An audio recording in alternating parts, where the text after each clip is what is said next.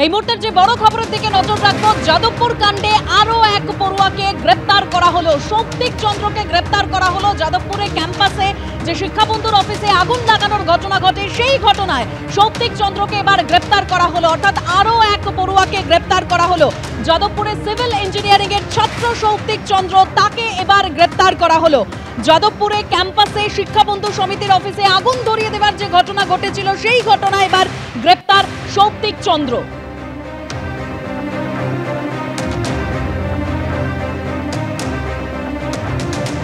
এই মুহূর্তে আমাদের সঙ্গে আমাদের তিন প্রতিনিধি রয়েছেন। একদিকে ব্রতদীপ ভট্টাচার্য, ঐশী মুখোপাধ্যায় এবং আবির দত্ত আমাদের সঙ্গে রয়েছেন। প্রথমেই ব্রতদীপ।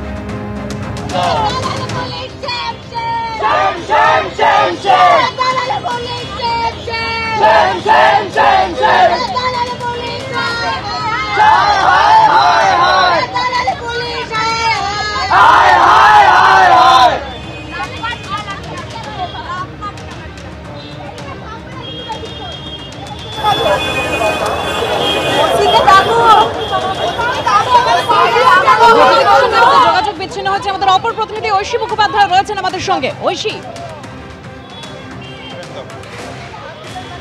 দেখো, যাদবপুর থানার বাইরে যাদবপুর বিশ্ববিদ্যালয়ের ছাত্রছাত্রীরা এই মুহূর্তে রীতিমতো বিক্ষোভ প্রদর্শন করছেন। তাদের আরেকজন সহপাঠী সিভিল ইঞ্জিনিয়ারিং ডিপার্টমেন্টের স্নাতক স্তরের দ্বিতীয় বর্ষের ছাত্র সৌপ্তিক চন্দ্রকে গ্রেফতার করা হয়েছে, এমনটাই কিন্তু পুলিশ জানিয়েছে। তারপরেই কিন্তু দেখতে পাচ্ছ যে যাদবপুর থানার বাইরে উপস্থিত যে সমস্ত ছাত্রছাত্রীরা, তারা কিন্তু বিক্ষোভে ফেটে পড়েছেন।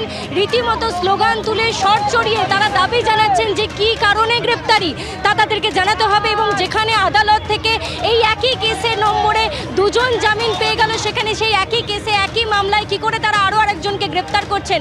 পুলিশের যে ভূমিকা, সেই ভূমিকা নিয়ে তারা প্রশ্ন তুলছেন এবং আদালতের সামনে যথোপযুক্ত প্রমাণ দিয়ে তাদেরকে আটকে না রাখতে পারার পরে আবার একবার গ্রেপ্তার, অর্থাৎ সৌপ্তিক চন্দ্রের গ্রেপ্তারির তীব্র নিন্দা জানিয়ে এই মুহূর্তে উত্তেজনা দেখতেই পাচ্ছ যে স্লোগান তুলে তারা কিন্তু রীতিমতো বিক্ষোভ প্রদর্শন করছে যাদবপুর থানার বাইরে। আজকে তারা অবস্থান বিক্ষোভ করছিলেন যাতে তাদের যারা সহপাঠী তারা হেনস্থার শিকার না হন এবং তাদের সঙ্গে ঠিকভাবে সহযোগিতা করার পরে জিজ্ঞাসাবাদের পরে তাদেরকে ফিরিয়ে নিয়ে যাওয়া যায়।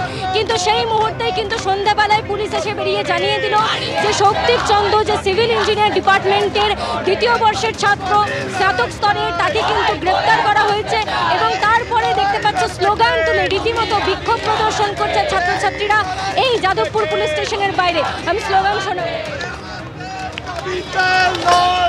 চলছে চলবে চলছে